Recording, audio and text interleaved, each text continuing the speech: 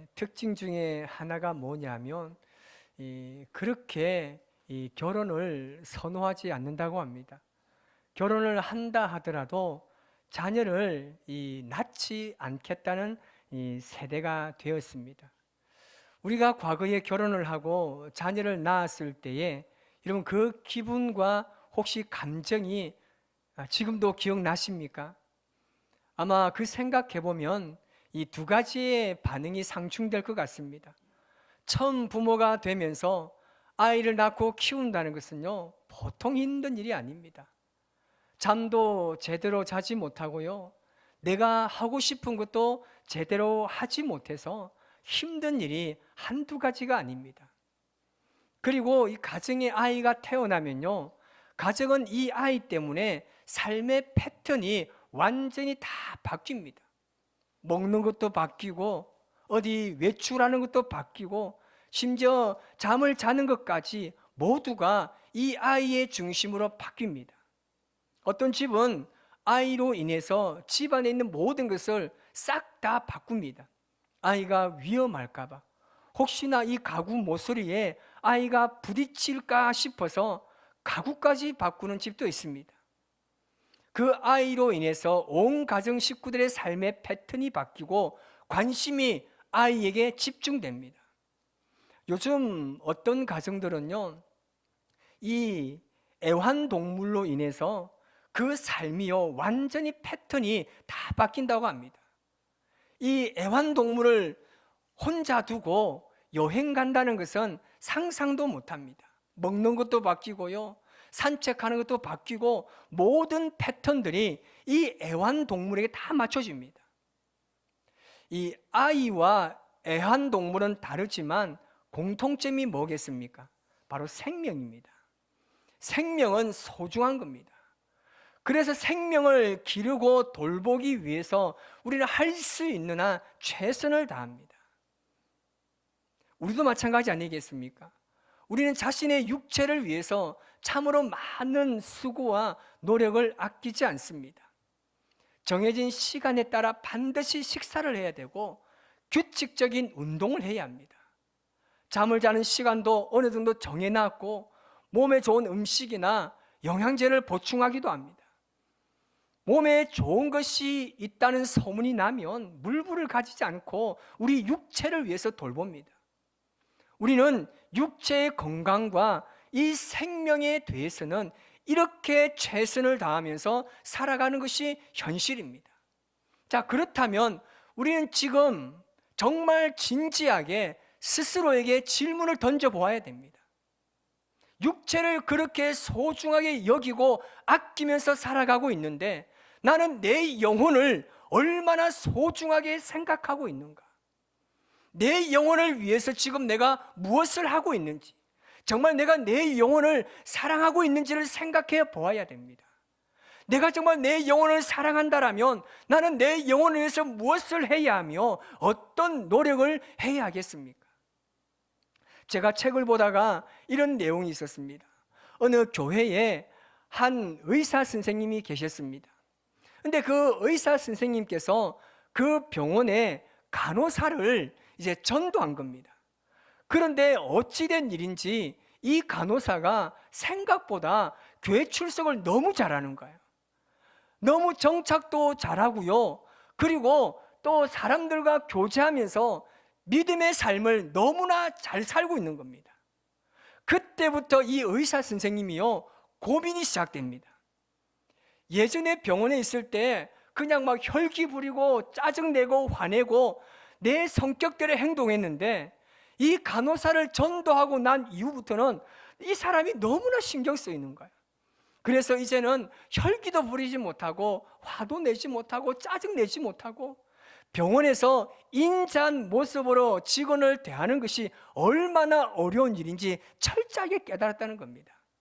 전도가 그냥 한 사람을 교회에 데리고 오면 끝나는 줄 알았는데 전도하고 난 이유가 이렇게 힘든 일인지 미처 몰랐다는 겁니다. 여러분, 병원의 주인인 원장이 왜 간호사의 눈치를 봐야 하겠습니까? 왜 예수 믿는 사장님이 회사의 직원들의 눈치를 봐야 되겠습니까? 그것은요, 그 사람의 영혼 때문입니다. 내 말과 내 행동으로 인해서 그 영혼이 실족하지는 않을까? 그 사람이 다치지는 않을까? 혹시 완전히 교회를 떠나지 않을까? 노심초사하는 겁니다. 우리는 우리의 영혼을 지금 어떻게 돌보고 계십니까? 오늘 본문에 이 야고보 사도는 단호하게 이야기합니다. 영혼 없는 몸은 죽은 것 같다라고 전제하면서 행함이 없는 믿음은 죽은 것이라고 말씀하고 있습니다. 사람은 단지 눈에 보이는 육체의 향유를 위해서 살아가고 있습니다.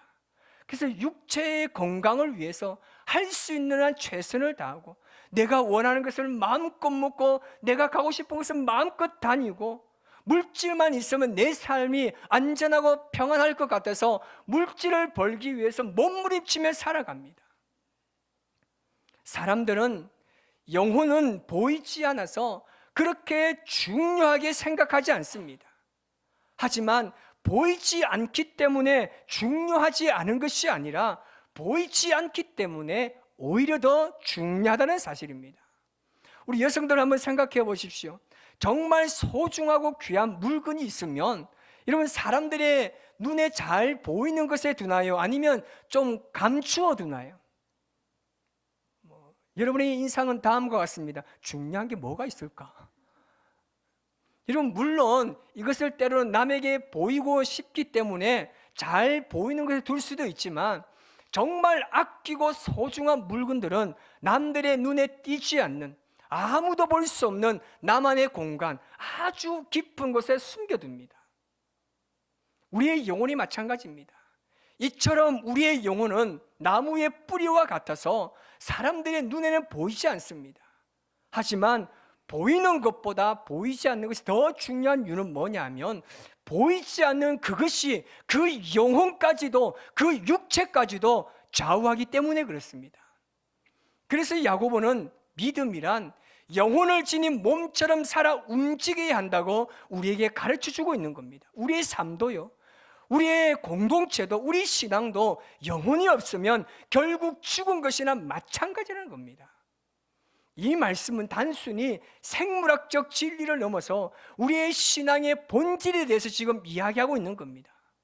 그래서 행함이 있는 믿음의 결론은 하나님의 말씀에 대한 순종입니다.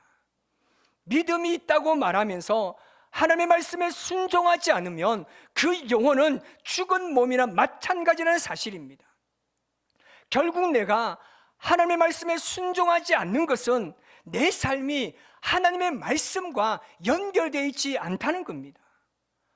아무리 신앙생활에도 순종하지 않는 것, 그래서 행함이 없는 믿음은 영혼이 죽은 것과 같다라는 겁니다. 육신은 있지만 영혼은 없는 것입니다. 그러니까 우리가 신앙생활하는 데 있어서 하나님의 말씀에 순종하지 않는 것은요, 굉장히 위험한 행동입니다. 신앙생활 안에서 하나님의 말씀에 순종하지 않는 것은 결국 하나님과 내가요 무관한 것이고 죽은 영혼이랑 마찬가지라는 겁니다. 왜 야고보가 오늘 우리에게 이 말씀을 주시겠습니까? 그 시대 그 당시에도 이런 사람들이 굉장히 많았다는 겁니다. 리처드 백스트 목사라는 분이 계셨는데, 이분이 어떤 말씀을 하셨냐면, 이런 생활을 하는 사람, 이런 신앙의 삶을 사는 사람들 향해서 유사 그리스도인이라고 지적한 적이 있습니다. 그리스도인 같지만 그리스도인이 아니라는 겁니다. 믿음 생활, 믿음으로 행하지 않는, 거듭나지 않는 그리스도인 말입니다. 그래서 결국 몸은 그리스도인이지만 그리스도인이 아니라는 거죠. 모양은 그리스도인이지만 진정한 그리스도인이 아니라는 사실입니다. 그래서 오늘날 대형 교회를 가보면 몇만 명, 몇천 명 모이는 교회를 가보면요, 하나님을 믿지 않고 말씀에 순종하지 않아도 얼마든지 교회에 나갈 수 있습니다. 이건 우리도 마찬가지입니다. 신앙생활에 별 문제가 되지 않습니다. 왜냐하면 교회에 나가기만 하면 사람들과의 관계를 통해서 먹고 사는 문제가 해결되기 때문에 그렇습니다. 그래서 행함이 없는 믿음이 영혼이 없는 믿음이라 할지라도 얼마든지 교회를 다닐 수 있다는 거죠. 그런 교회 생활이나 그런 신앙생활하는 사람이 오늘 한국 교회에 너무나 많다는 겁니다. 이 야고보서를 기록할 이 당시에도 그 시대나 그 교회에도 이렇게 말씀과 무관하게 살아가는 사람이 정말 많았다는 겁니다. 그래서 우리는 자신의 상태가 이 영혼이 죽어있는 상태인지 행함이 없는 믿음으로 말미암아 그런 존재 가운데 정말 영혼이 없는 죽은 몸과 같은 신앙생활을 우리가 하고 있는 사람인지, 아니면 정말 살아있는 믿음의 신앙생활을 하고 있는지를 점검해 보아야 합니다. 우리가 믿음의 삶을 살다가 행함이 있는 것과 행함이 없는 것, 우리가 설교 말씀을 듣고 성경을 읽고 기도하지만 그 말씀에 따라 행하지 아니하면 하나님의 말씀이 그 사람 안에 절대 작동하지 않습니다. 그 말은 무슨 말씀입니까? 그 삶에 하나님의 역사가 절대 일어나지 않는 겁니다. 말씀을 많이 들으면 뭐합니까? 성경을 읽으면 뭐해요? 기도하면 뭐합니까? 이 앞에 서가지고 하나님을 찬양한들 뭐합니까? 말씀대로 살지 않으면 그 사람에게 절대 하나님의 역사가 일어나지 않는 겁니다. 말씀은 들었지만 그 말씀에 대해서 순종하지 않는 삶은 내가 하나님과 무관하다는 증거라는 겁니다. 여러분, 진지하게 한번 생각해 보세요. 여러분의 삶을 진지하게 생각해 보셔서 여러분의 인생에 하나님의 말씀에 순종하는 것이 신앙 안에서 얼마나 큰 영역을 차지하고 있는지 한번 생각해 보시기 바랍니다. 우리 옆에 분 보십시오. 예배 시간 말씀에 집중 잘 합시다. 시작. 여러분, 말씀에 집중하지 않으면 그냥 말씀 듣고 흘러가 버리는 거예요. 말씀을 들은들 뭐합니까? 다 사라져버린대. 여러분, 기적의 사람입니다. 지나고 밥 물어가면 설교 제목 몰라요. 우리가 여러분 정말 진지하게 생각해 보아야 됩니다. 내 인생에 정말 하나님의 말씀에 순종하는 것이 과연 내 인생의 몇 %가 되는지를 한번 생각해 보셔야 합니다. 여러분, 순종이라는 것을 이렇게 이해하면 좋을 것 같습니다. 이것은 마치 맛있는 음식을 정말 진수성찬으로 차려놓았는데 그것을 먹지 않는 것과 같습니다. 순종은요, 그 음식을 먹는 것 같습니다. 그래서 하나님의 말씀에 순종하지 않는 것은요, 겉모습은 있지만 경건의 능력이 없는 겁니다. 신앙의 모습은 있지만 신앙의 능력이 없는 것입니다. 믿음의 행위는 있지만 믿음은 없는 거예요. 그냥 흉내내는 믿음에 불과한 겁니다. 오늘날 우리 기독교에서 가장 큰 문제는요, 이런 믿음이 없이도 행함이 없이도 교회 다니는데 아무런 지장이 없고 아무런 갈등이 없을 만큼 교회가 다른 것들로서 가득 차 있다는 겁니다. 이게 오늘 한국 교회 문제입니다. 우리 힘으로 살아갈 수 없는 이 모든 상황 가운데 어떻게 해야겠습니까? 여러분, 시대에 따라서 하나님의 말씀이 변합니까? 여러분, 시대에 따라 하나님의 말씀이 변하고 그 하나님의 말씀의 기준이 변합니까? 아닙니다. 여러분, 기독교와 천주교 안에 가장 큰 차이가 뭔지 아십니까?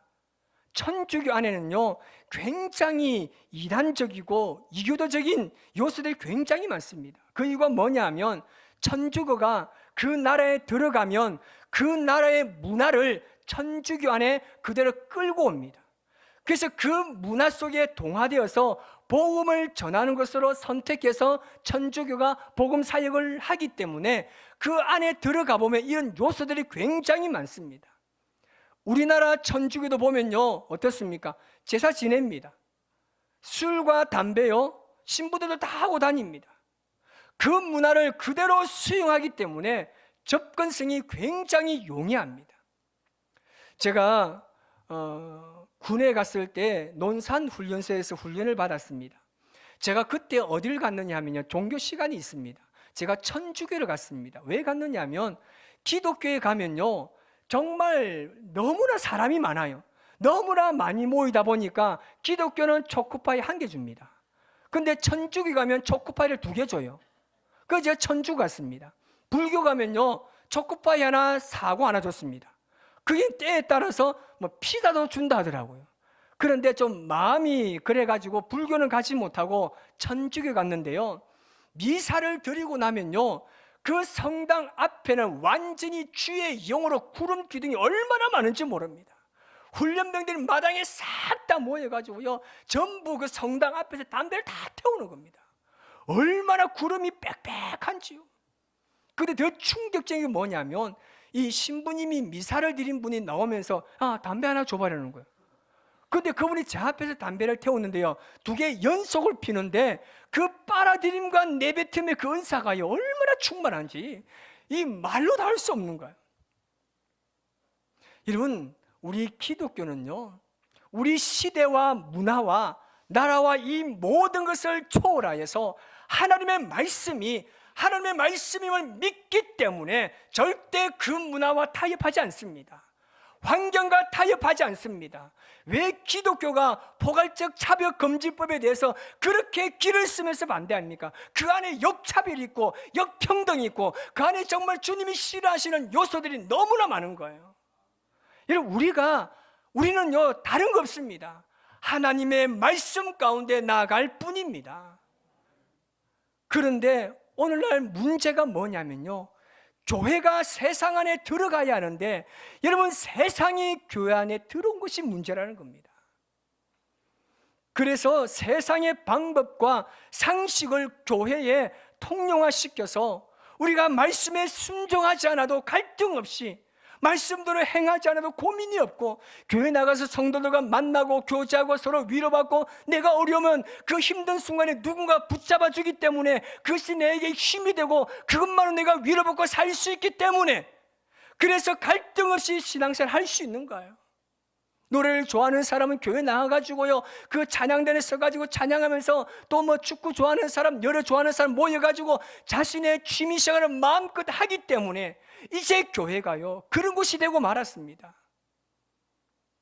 교회는요, 이 시대를 품되 이 시대를 살려가야 하는 겁니다. 하나님이 죄라고 한 것은 죄예요. 하나님이 싫어한 것이면 우리도 싫어해야 됩니다. 근데 정말 안타까운 것은 그런 것이 있음에도 불구하고 결국 영혼 없는 몸이 되는 것이고, 죽은 것과 같은 상태임에도 불구하고 그냥 안일하게 살아가는 겁니다.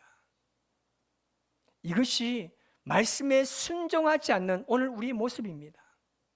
그래서 말씀에 대한 순종이나 행함이 없는 믿음이요, 이렇게 무서운 겁니다. 하나님의 말씀에 순종하지 않는 모습이 죽은 모습과 같은 거라는 겁니다. 이렇게 영혼을 방치하며 살아가고 있음에도 불구하고 내가 잘 살고 있다고요? 내 영혼은 안전하다고 말할 수 있습니까? 그런 나의 삶에 어떻게 성령의 능력이 임하며 성령의 역사가 우리 삶 가운데 나타나기를 기대한단 말입니까? 우리의 영혼 방치하지 마세요. 이런 분명히 기억하시기 바랍니다. 하나님께서는 절대 사람은 차별하지 않지만 믿음은 차별하십니다. 큰 믿음, 작은 믿음, 능력 있는 믿음, 연약하고 병든 믿음은 차별하십니다. 그래서 신앙 안에서 순종하는 이유는요, 단순합니다. 왜 말씀에 순종해야 되느냐? 하나님 말씀에 순종하지 않으면요, 우리의 삶에 아무런 일도 일어나지 않습니다. 무슨 말이냐 하면, 우리가 아무리 좋은 말씀을 듣는다 하더라도 내가 그 말씀에 순종하지 않으면, 그래서 그 말씀과 내가 분리되어 있으면 결코 그 말씀을 우리가 살아있는 하나님의 말씀으로 경험할 수가 없다는 겁니다. 여러분, 그리스도인들 보십시오. 내 삶에 말씀이 역사하지 않는다, 하나님께서 내 삶에 그 말씀이 내 안에 기적으로 역사하지 않는다, 정말 그러고도 그리스도인들 잘 사는 겁니까? 내 영혼이 안전하다고 말할 수 있겠습니까? 내 삶에요, 하나님 말씀이 역사하지 않으면요, 정말 침울한 마음과 애통하는 마음으로 하나님께 기도해야 됩니다. 하나님, 내 인생에는 왜 이렇게 말씀이 역사하지 않느냐고, 내가 기도하는데 왜 이런 기도의 역사가 나타나지 않는다고? 그 기도에 답이 있습니다. 내가 말씀대로 살지 않기 때문에, 내가 하나님 말씀과 분리되어 있기 때문에 절대 역사가 일어날 수가 없는 겁니다. 그리고 말씀에 순종하지 않으면 그 어떤 영적인 사건이요 절대 우리에게 일어나지 않습니다. 여러분, 정말 하나님의 이 말씀을 경험하기를 원하십니까? 정말 살아계신 말씀이 내 삶을 주도해 가시기를 원하십니까? 그러면 말씀에 순종하시기를 바랍니다.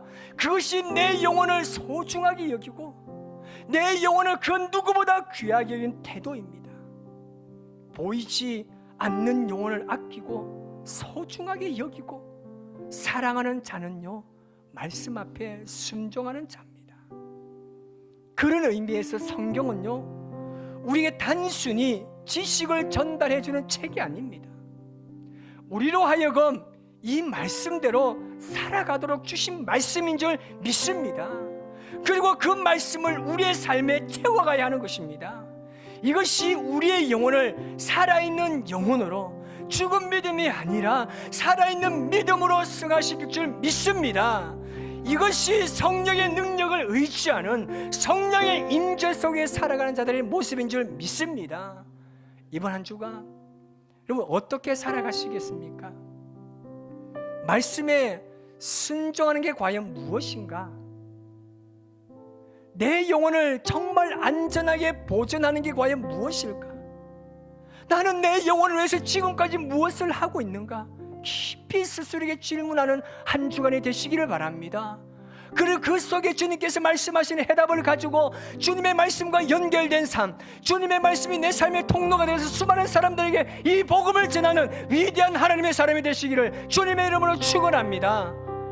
여러분, 세상 두려워할 필요 없습니다. 말씀을 가진 자라면 절대 세상을 두려워하지 않습니다. 하나님의 성령이 나와 함께 하시고 그 성령께서 나를 이끌어 가시는데 뭐가 두렵겠습니까? 이번 한 주간 그 주님의 말씀을 순종하며 그 주님 앞에 믿음의 삶을 결단하며 나아가는 저와 여러분의 삶이 되시기를 주님의 이름으로 축복합니다. 오늘 찬양하며 주님 앞에 나아갑시다.